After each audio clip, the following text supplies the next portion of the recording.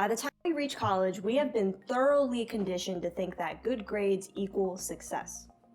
This is how we got through most of the last 12 years and how we were able to improve our academic situation every year. However, in this video, I'm going to be explaining why this is no longer the case for most people, and I'm going to be sharing the 3 things that actually do define success in college, especially when it comes to launching your first career. For the best college and career advice, subscribe to my channel and hit the bell to be notified when I post a new video every single Monday. You might already have several objections to what I'm saying, which most of them would be totally valid, so I'm just going to address those at the beginning. I am not telling you to just throw your GPA away in the dumpster, especially if you plan on pursuing grad school or some other type of post-grad opportunity in academia. I'm also not here to tell you what to do and what to value. If you really enjoy studying and getting good grades, you're probably a Virgo, but in seriousness, you do you and more power to you. However, if you feel like there must be more to college success than just getting good grades and social activities, then this is the video for you. Now, if you watched my last video on LinkedIn for college students, you already got a pretty in-depth look at what I got up to in undergrad, so I'm not going to repeat a ton of that information here. The point is, your undergrad is a crucial time for building up the foundation of your resume. And a lot of graduates, they have this problem where you need a ton of experience to get a job, but you need the first job to give you the experience. It's like that chicken and the egg problem. And you can really remedy that problem if you're smart about it in college. To be completely honest, your resume is going to be with you for the rest of your professional life. And your GPA is really a tiny 3 or 4 character portion of that document. And nowadays, a lot of professionals say that you shouldn't have your GPA on your resume because it's kind of a rookie move. Once again, unless you're applying to some sort of academic position where they need to know your GPA, then of course you should include it. But for most professional jobs, it's really not necessary, and it might even be viewed as a little bit dated. Basically, we want to use our time in college to really craft our resumes, and I'm going to show you 3 ways how to do this. Now, the first way, the foundation of your career pyramid, is to join student orgs like it's your job. It doesn't really matter what the org is as long as you're passionate about it and you feel like you fit in with that community. So it doesn't have to be a professional org necessarily. It could be a sorority or a fraternity. It could be more of a hobby organization. What really matters is that there's a clear structure in the organization, a leadership structure, and you eventually want to ascend that leadership structure and gain really valuable skills from that. When you are in this organization, this community, whatever it is, you need to also network like you're graduating tomorrow. And the reason I say that is because these places are so rare and honestly so special. I know a lot of us who have graduated, we look back on it and we think, wow, that time when I was in college was really special just because everybody was so open to making new friends, new connections. People are not really in their little groups yet. So when you first join an org, everyone else in the org is usually a like-minded person who wants to make friends, wants to build those connections, and to collaborate, share skills, things like that. Going back to that need for a leadership position, the reason why I emphasize that is because which one sounds better and also will develop you more as a person?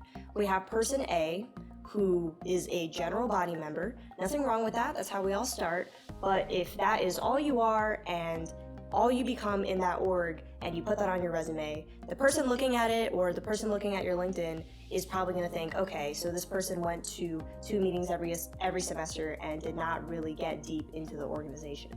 Let's compare this with person B, who eventually joined the executive board and became the treasurer, the secretary, the vice president, the events coordinator, the social media chair, the fundraising chair, whatever it is, and they are able to put on their resume something like managed a 10K budget, or raised 5K for XYZ cause, or managed social media accounts with over 10,000 followers. Whatever it is, that really is going to impress an employer so much more, and you're basically getting this experience for free. That's why it's so important to join orgs as early as possible, because getting these leadership positions, it doesn't happen overnight. It may take many semesters or many years, but eventually, I promise you, if you really feel like you belong in that community and you're willing to put in the work, it's all but inevitable that you're going to climb up and really gain those valuable skills. Please comment below What was your biggest learning experience during college, and what did you gain from it? I really love hearing from you guys and responding to your comments, especially when you ask questions or share your experiences. So feel free to do that, and I'll do my best to get back to as many of you as possible.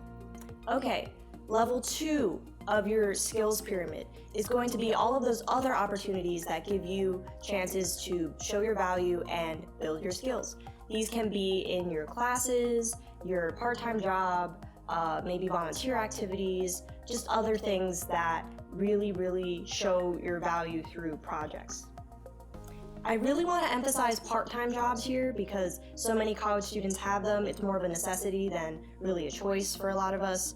And I had so many part-time jobs as a college student. I was a tutor, a barista, a hostess, and these jobs definitely helped me land the jobs that were in my field further down the line, but you just need to learn how to market them really well on your resume.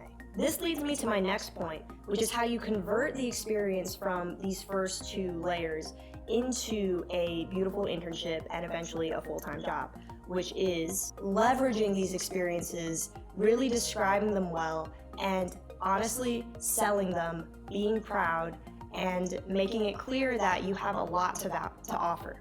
For most of us, not just students, this is really all about a mindset game. When I first started writing my resumes, I would put things like, cleaned restaurant, managed cash register, helped customers, really just the tasks for my job, but I did not talk about the results that I was able to bring. I did not talk about the transferable skills that I had, and I thought I was being humble because I didn't want to sound like I was bragging. But again, to be completely frank, your resume is not the place to be humble. Your resume is the place to really show off, dig deep into your metrics, your results, and it is the place to impress. So if you're not looking at your resume and feeling impressed, then how is your future employer going to read it and feel that same way? Also, when it comes to applying for these internships in your field, I don't want you to stress the internship as the gateway into a future career, which a lot of us do, and we think to ourselves, okay, this internship could lead to a part-time job. Is this what I really want to do? No. An internship is a place to get transferable skills in an environment that you're interested in, but maybe not willing to fully commit to. For example, my first internship when I was a sophomore in undergrad was at Planned Parenthood, and I thought I might have been interested in maybe doing some community development work or working in healthcare. After that experience, I learned that I don't want to do healthcare, which is great because I could have wasted a lot more time if I invested more time into healthcare. However, I did gain a lot of skills when it came to community organizing, community work, marketing, and how nonprofits work. And that was really able to help me pivot into teaching, which was my second career thought when I was in college, and helped me get a teaching fellowship. So no internship is really wasted at all, and I want you all to use these opportunities to learn as much as possible. That's really what they're for, and of course to work really hard so that you can maintain a network and maybe get a recommendation after. The key thing to note though is that a lot of unpaid internships and volunteer experiences will often look for those 2 foundational levels of your college job pyramid before they decide to take you on. And by those, I mean your student org involvement, your leadership skills, your projects, and your other transferable skills that you've really been cultivating on your own. The reason I emphasize this pyramid so much is because it will get you jobs. I'm not saying it's the only way to get you jobs, but through what I've seen with other college students, it really is effective across the board, and if you're willing to put in the time and really build up the structure, it will pay off. The other things on your resume, like the classes you've taken, any honors or awards, your GPA, again, these things are all kind of like the dressing on the salad. They're nice to have, but you can't really just have it on its own. You need this foundational stuff to really just beef everything up and make you so irresistible as a candidate that everyone is going to want to hire you.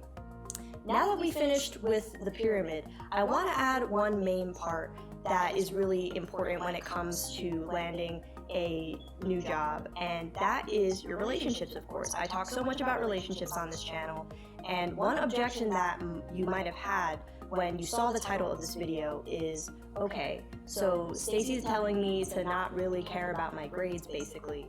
how am I supposed to build strong relationships with my professors if I'm flunking or getting C's in all of their classes? And that is a great point. You do want to network with your professors, you do want your professors to like you, sure, but let's be honest, you're not going to become best friends with every single professor. You want to just pick a handful to build strong relationships with because quality is so much more important than quantity in this scenario, and then you can eventually maybe later get a letter of recommendation or a reference from them. Basically, for those professors, you want to try to get A's in their classes. Yes, absolutely. But should you stress about impressing every single professor, getting all A's, especially if you're not planning on attending graduate school, and just stressing yourself out about grades for no reason? No. What you should be doing with that energy is joining orgs, starting meaningful projects, and building relationships that will serve you further down the line. And I know many of you have already done these things, so congratulations. You are on your way, and remember, it's never too late to start. I wanted to let you all know that I've officially launched my Instagram account at Stacy Jean Lee, so if you're on there, you can follow me for even more college and career advice. If you found this video helpful, be sure to hit the like button and share it with somebody who you think it might help. Next week, I'll be talking about taking the semester off school, my personal experience with it, the benefits, and how I'm feeling about restarting grad school this fall. Thanks again for watching, and I'll see you there.